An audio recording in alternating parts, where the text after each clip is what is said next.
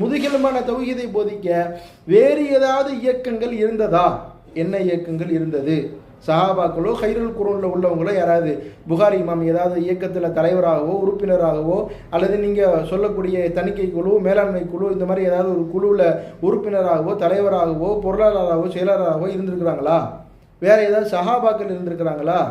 நீங்கள் சித்தாவுன்னு சொல்லக்கூடிய திருமிதி இமாமோ நசை இமாமோ முஸ்லீம் இமாமோ புகாரி இமாமோ யாராவது இருந்திருக்காங்களா? இயக்கங்கள் இருந்ததா ஹைருல் குரூன்? இதெல்லாம் நீங்கள் மீலாது மௌலிதை ஒட்டு கேட்கக்கூடிய கேள்விகள் ஞாபகம் இருக்கா? சஹாபாக்கள் விட இஷ்கு முகபத்து உள்ளவங்க யாராவது இருக்கிறாங்களா?